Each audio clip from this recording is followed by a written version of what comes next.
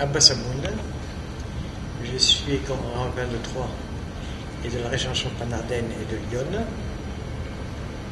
J'étais aumônier national des prisons de toute la France. J'étais aumônier militaire de tout un grand secteur, le plus grand secteur, la plus grande région de France. Je m'occupe beaucoup de la cache-route. Et là, je suis à Strasbourg chez mes enfants. Alors, on va commencer. Alors, qu'est-ce qu'un juif? C'est une question à laquelle beaucoup hésitent à répondre parce qu'elle est complexe. On ne peut pas la définir. Mais on peut dire qu'être un juif, c'est celui qui se dit et se proclame descendant des patriarches Abraham, Isaac, Jacob, les 12 tribus, et qui continue une filiation. C'est-à-dire, c'est comme un représentant de commerce qui est accrédité par une maison pour dire moi je représente cette maison. Lui il dit moi je suis le fils d'Abraham, d'Isaac et de Jacob, qui malgré l'exil, malgré tous les événements qui peuvent le détourner, il se considère comme juif. D'accord. Alors maintenant, qu'est-ce que être juif? Être juif, c'est, par définition, c'est celui qui, en dehors de son identité, de la proclamation de son identité, met en pratique les lois de la Torah. Alors, lui donc est juif parce que il y a une certaine fidélité d'abord pour lui-même. L'identité, c'est bien, mais l'amour platonique n'existant pas dans le judaïsme, il faut donc son application. Donc c'est celui qui pratique. Maintenant, du point de vue pratique, on ne peut pas donner une définition. Il y a tellement de mitzvot. Un peut sauver une vie humaine en donnant un verre d'eau à quelqu'un qui va mourir de soif, et un médecin peut, pendant des heures, par un chargement thérapeutique, sauver une vie humaine. Les deux ont le même but, ils sont arrivés au même but. Mais l'un d'une manière facile et simple, et l'autre avec beaucoup de travail. Donc, les pratiques du judaïsme dépendent de la personne, mais de plus en plus, les gens, pour se considérer comme juifs, entiers, eh bien, ils sont revenus vers la pratique telle que nous décrit la Torah et nos maîtres et l'application du Shulchan Aruch. Quel rapport les Juifs du monde entretiennent-ils avec Israël, avec la terre d'Israël? Eh bien oui, la dispersion fait toujours, c'est une famille qui est dispersée. C'est toujours une famille qui a toujours eu des contacts avec les autres. Alors, les rapports que nous avons, ce sont des rapports de juifs. C'est-à-dire, on a la fibre juive, donc quand on y va à droite et à gauche où il y a des juifs, nous nous sentons solidaires d'eux. Nous avons exactement la même chose, le même esprit, pas dans son application, mais dans le même esprit. Nous sommes juifs, nous sommes des frères. Et c'est la raison pour laquelle les juifs se trouvent dans des moments pénibles, unis, parce que si on attaque un doigt d'une main, eh bien, les autres ont mal et de ce fait, donc tout le monde se sent solidaire. Et dans ce sens-là, quel rôle tient la terre d'Israël dans le judaïsme en fait, La terre d'Israël était le point de l'espérance. La terre d'Israël était, pour tous les juifs, comme quelqu'un qui est parti de chez lui. Eh bien, il vient toujours sur les lieux où il a vécu. Donc la terre d'Israël, pour nous, c'était cela. Et c'est cela. La simple raison, c'est que nous avons été expulsés de force. Il n'y a pas eu de départ volontaire terre d'Israël. Il y a eu les exils de Babylonie, les exils de Perse, les exils de Rome. Et malgré tout, il y a toujours cet espoir qu'on va retourner un jour dans notre pays. Je pense que si Israël existait pendant la dernière guerre, il y aurait eu beaucoup moins, presque pas, de victimes juives qui ont péri dans la Shoah. Donc Israël, c'est le point, d'ailleurs les juifs qui pratiquent, il dit mais il faut qu'on revienne ou bien rassemble-nous dans notre pays. Donc il y a toujours des prières pour ce retour. Et le retour doit être quelque chose de volontaire et non pas y aller parce qu'on a donné un coup de pied ou bien parce qu'il y a Le Pen qui est monté en grade. Il y a donc un départ volontaire. Et c'est ça le véritable sens du juif qui veut retourner en Eretz Israël. D'accord. Alors qu'est-ce que le sionisme? Le sionisme, c'est justement cette lueur d'espoir qui permettait aux Juifs de revenir en Israël. Il n'y avait qu'un sionisme au début. C'était le Ahavat Sion, l'amour de Sion. L'amour de Sion, c'était des personnes, des Juifs, pratiquants ou pas, mais c'était la majorité étaient des pratiquants qui ont pensé que la terre qui puisse accueillir les Juifs après les pogroms, après tout cela, c'était Israël. Donc, ils espéraient faire d'Israël un pays national pour le peuple juif. Ça, c'était le sionisme religieux. Ensuite, après Herzl, il y a eu le sionisme politique. Et ce sionisme qui est actuellement mis en Israël et qui a permis donc la réalisation de la construction et de la création de l'État d'Israël. Que pensez-vous de l'antisionisme? L'antisionisme, ce sont des personnes, il existe aussi parmi les Juifs, des Juifs qui ne veulent pas du tout, qui sont de bons citoyens de leur pays et qui pensent qu'on n'a pas besoin d'aller en Israël pour vivre et comme Juifs et comme personne. Donc, ils ne veulent pas du tout entendre parler d'un État sioniste, d'un État d'Israël politique. Alors, donc, ils ne le veulent pas. Mais la confusion après est née de cet anti-sionisme, c'est-à-dire contre l'État d'Israël, c'est-à-dire on ne veut pas de l'État d'Israël, qu'est ensuite que s'est réveillé l'antisémitisme, c'est-à-dire que touche les Juifs. Israël touche les Juifs, et bien là, l'antisémitisme aussi touche les Juifs, et les deux extrémités se touchent. Oui, justement, la question que j'aurais posée après, ça aurait été, est-ce qu'un antisioniste est forcément un antisémite? Au départ, peut-être pas.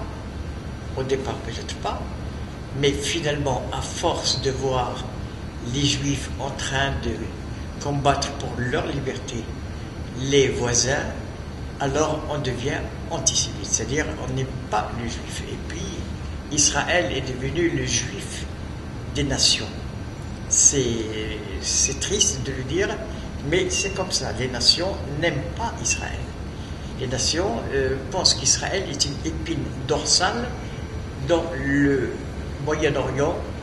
D'ailleurs, les chrétiens sont en train de payer le prix puisqu'ils partent parce qu'il n'y avait que l'islam qui devait dominer cette partie du monde. Donc, tout ce qui est autre que l'islam est banni. Alors donc, il y a cet antisionisme, mais qui, involontairement ou volontairement, se transforme en antisémitisme. Alors, est-ce qu'il y aurait une explication mystique à l'antisémitisme? Il y a une mystique, nos maîtres nous enseignent. Vous savez que Ésaü a voulu tuer son propre frère Jacob. Et puis, il le poursuivait. Pendant des années, il le poursuivait pour le tuer. Et nous avons dit, c'est une halakha, c'est comme c'était une loi, que Esav et Jacob. C'est-à-dire, on ne peut pas changer le monde. Hein? Ils sont antisémites parce que ils le veulent. Regardez maintenant en Pologne. En Pologne, il n'y a plus de juifs, pratiquement plus. Mais l'antisémitisme est très, très, très fort. En ce moment, on vous parle.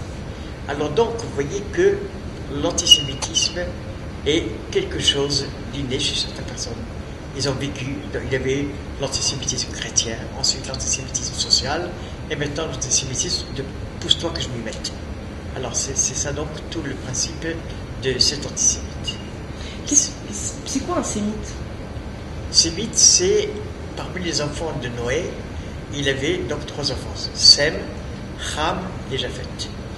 Bon, Sem, c'est lui qui va assurer la lignée des gens qui vont suivre d'abord les lois noiristes et ensuite qui vont continuer à se développer dans le bon sens.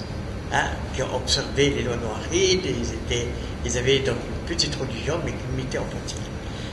Ham et Japhet, nous avons vu leur conduite, donc ce n'est pas quelque chose de très poussant pour l'amour de Dieu et l'amour du prochain.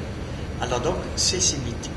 Et l'antisémitisme, ceux qui sont contre tout ce qui est sémite. La preuve, et je m'étonne comment est-ce possible que les Arabes puissent être antisémites, puisque les Arabes sont aussi des sémites. Mais c'est de là que nous voyons toutes les confusions possibles et inimaginables. Un Arabe antisémite, eh bien, ça existe. Comme il existe des fois, je ne sais pas, des Juifs antisémites. D'accord. Alors j'aurais juste une dernière question. Jean-Paul Sartre disait, si le Juif n'existait pas, l'antisémite l'inventerait. Qu'est-ce que vous en pensez? Il est vrai que c'est Jean-Paul Sartre qui avait dit qu'on est toujours juif par rapport à son vis-à-vis. C'est-à-dire, lorsqu'il y a quelque chose qui ne va pas, et il y a toujours une arrière-pensée. Au lieu de traiter le bonhomme de voleur, de bandit, de voyou, alors tout de suite, on va lui sortir ses origines juives. Donc voilà, on a inventé. Il y a des personnes qui ne se considéraient pas du tout comme juifs, assimilés totalement. Ils ont oublié que leur grand-père était peut-être rabbin, mais qui ont oublié totalement. Et puis voilà qu'on les agresse comme juifs, alors donc voilà ce qui se crée, parce que les autres le veulent bien, il leur faut un bouc émissaire, à ces antisémites. Alors tout de suite, ils inventent, ils essaient par tous les moyens de chercher est-ce que c'est un juif ou pas un juif. Il suffit d'une consonance juive dans le nom, n'importe quoi, pour le créer. Alors c'est ce qui fait aussi la force maintenant de ces juifs qui essayent de se cacher. Alors maintenant, vous savez, comme une pierre angulaire qui était repoussée par le pied parce qu'on n'avait pas besoin, mais à la fin on avait besoin d'un petit bout de pierre pour terminer la face du bâtiment, et bien c'est comme ça que on fait, nous, de cette pierre angulaire, on fait quelque chose d'extraordinaire. C'est comme l'étoile de David, qui était la famille adoptée par les nazis, et bien maintenant, les jeunes maintenant on nous l'interdit à cause de laïcité, mais en tous les cas, c'était le symbole, voilà, cette étoile sur laquelle on crachait, maintenant je la mets autour de mon cou, et c'est ce qui fait ma fierté. Est-ce que vous pensez que l'antisémitisme, c'est dû au fait qu'on soit une minorité dans le monde et qu'il y a un rapport de majorité à la minorité C'est-à-dire, c'est un point faible. On attaque un point faible. Et comme nous sommes minoritaires, bien sûr, alors c'est cette attaque. Et puis l'antisémitisme, c'est la jalousie pour n'importe quoi.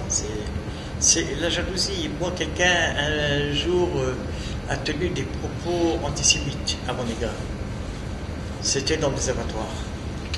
Et puis finalement, je pensais à cet homme, je dis, est-ce qu'il faut lui répondre ou pas? Sur le coup, je n'ai pas répondu parce que aux abattoirs, il faut être calme, il y a beaucoup de couteaux. Il faut être calme.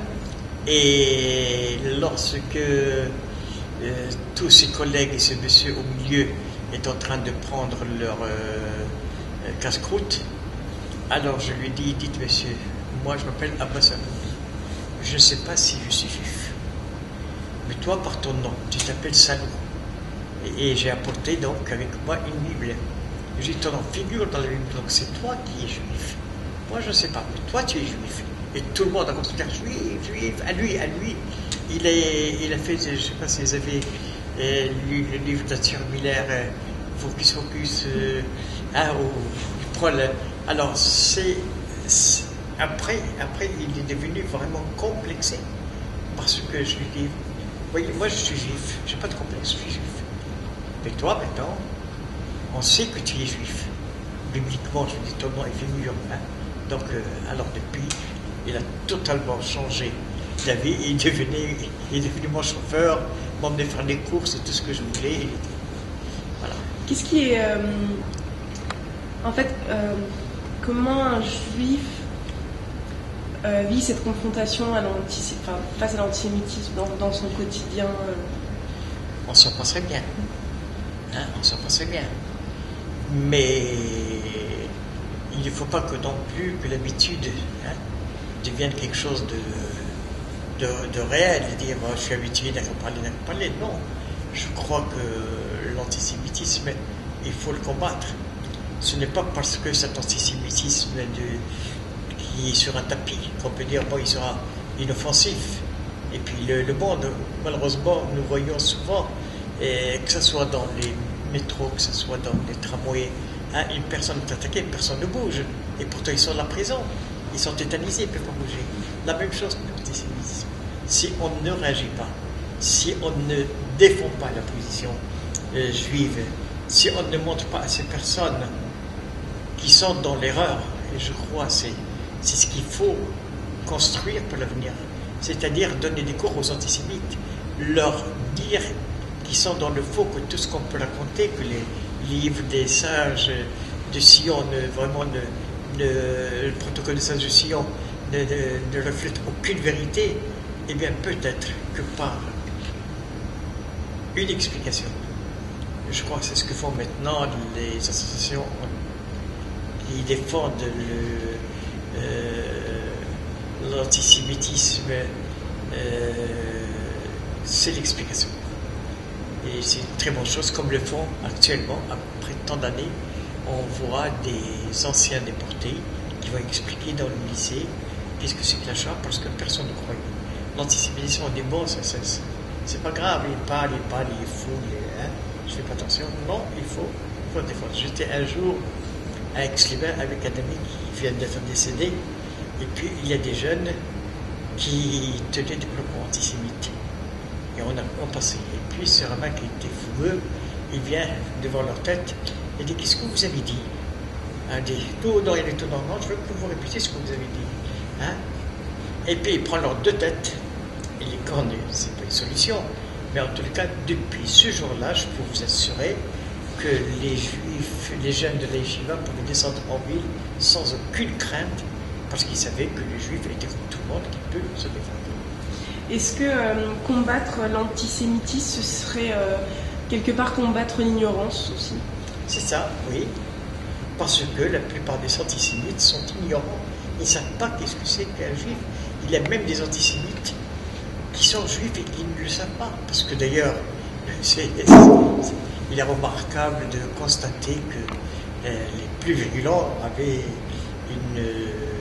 des antécédents juifs. Donc, ils sont ignorants.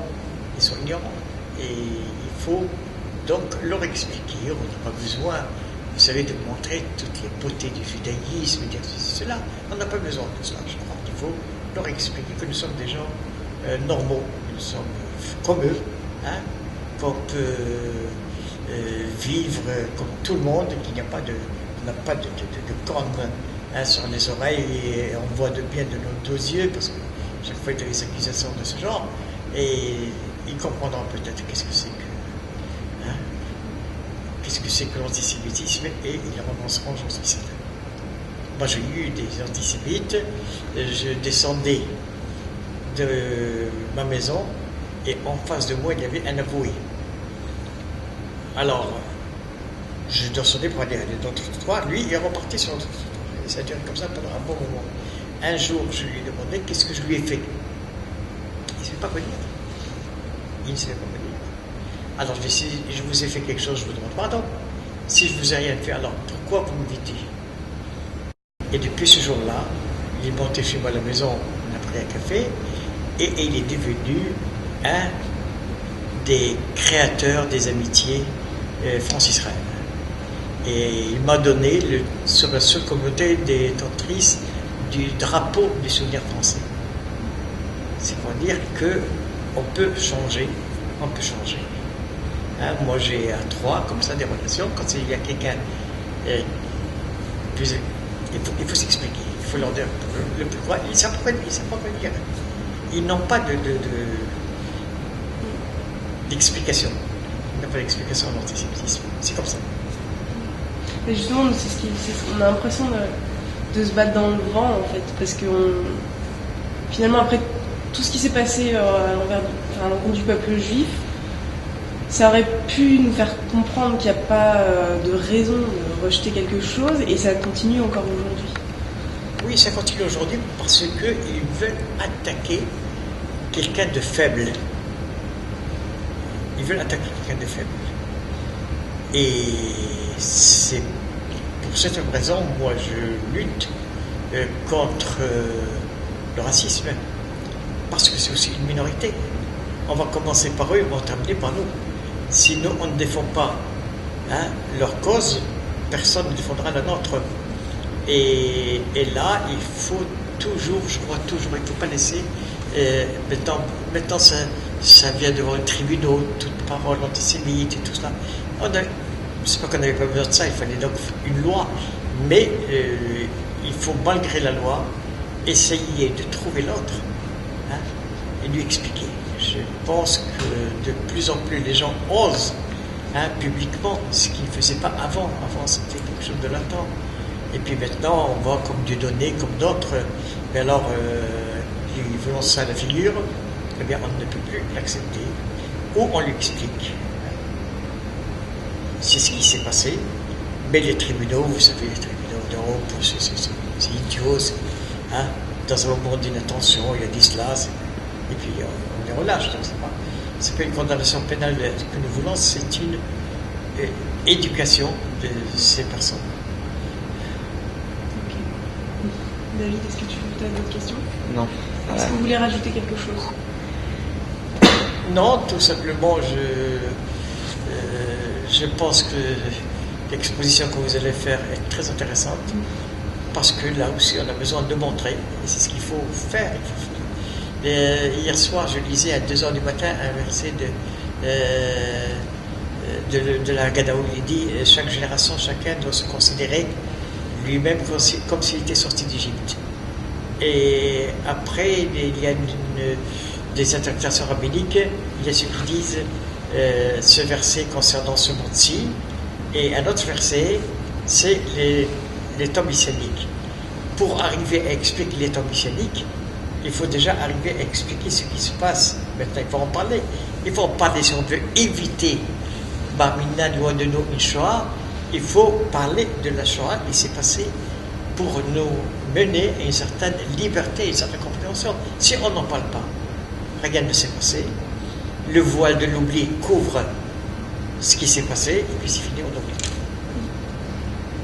Alors, c'est l'intérêt de votre exposition, c'est l'intérêt des personnes qui viendront s'instruire, parce qu'une exposition c'est pour instruire et non pas pour voir. Quelqu'un me dit je vais voir une exposition. Il y a 15 jours j'étais devant le maire de Troyes, des personnalités, l'évêque, etc. Alors quelqu'un a dit la Bible est tirée à 30 millions d'exemplaires chaque année. Alors je lui ai dit monsieur, vous avez lu la Bible? Il me dit oui, j'ai lu la Bible. Je m'adresse comme pasteur. Est-ce que vous avez lu la Bible? Il me dit j'ai lu la Bible. Alors moi, assis, calé sur ma chaise, je leur dis la Bible ne se lit pas. La Bible s'étudie. Tout le monde a ouvert de grands yeux. M. Barouin a dit le grand rabbin a raison. Et si on lit, si on voit uniquement par les yeux l'expression, c'est pour ça que toutes les expressions sont suivies de tableaux explicatifs. Moi je dis, le tableau est beaucoup mieux que la photo.